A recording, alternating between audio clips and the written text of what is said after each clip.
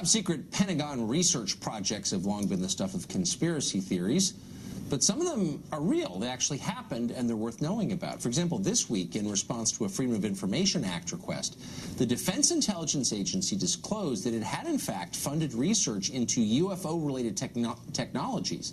This would include the invisibility cloak, warp drives, and anti-gravity. The DIA spent $22 million from 2007 to 2005. The program apparently was initiated by then Senate Majority Leader Harry Reid of Nevada.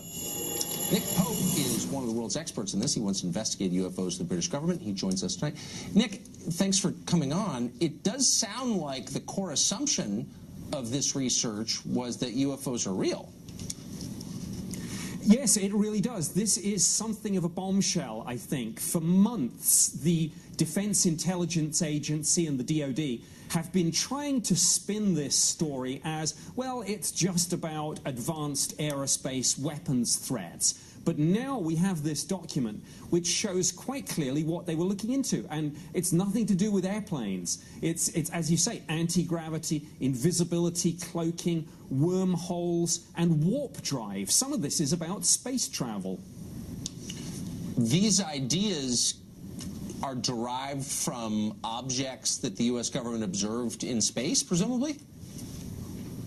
Well, we still don't know much of the story. We really only have a handful of papers and documents on this. I got this from the DIA's Office of Corporate Communications, and we're still trying to digest what this means. There are 38 papers that they produced under this contract, defense intelligence reference documents, looking at things which frankly sound like science fiction, and yet they're not. Our tax dollars have been spent on looking at this, and you know there's one of these papers which absolutely is critical. It's looking at something called the Drake equation, and the Drake equation is, this is supposed to be a way that astronomers can calculate how many intelligent civilizations there might be in our galaxy. Well, look, if this is not a UFO program, if this is just about Russian and Chinese aircraft, what the heck are they looking at that for? Why wouldn't the U.S. government just say, I don't think it would be especially controversial, we believe it's possible that there are other forms of life in the universe, and we're looking into it. Why hide that?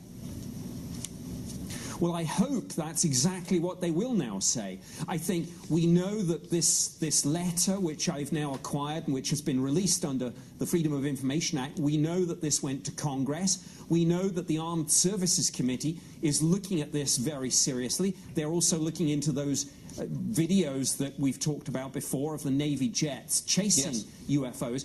So I think the real question is what's going on behind the scenes, and I'm hoping that in the next few weeks, maybe months, Congress is going to say more about this. The Armed Services Committee will speak out, and maybe we'll have public hearings at which all this will be revealed.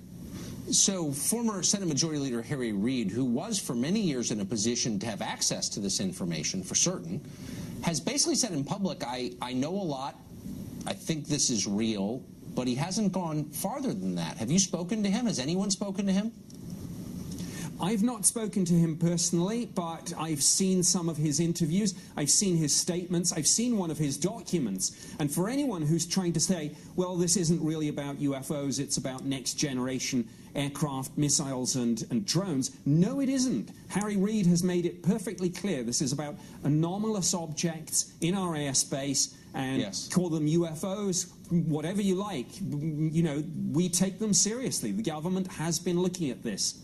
Why all the lying? That's what piques my interest. It always piques my interest. Nick Pope, thank you for all the work you do on this. The non-crazy, sober, responsible work you do, and I appreciate it. Well, that's it for us tonight. And let me just say, there is an awful lot of lying, and none of it happens by accident. All lying in Washington is designed for the benefit of the people telling the lies, and it's a tantalizing clue that we ought to press a little more, and so we will.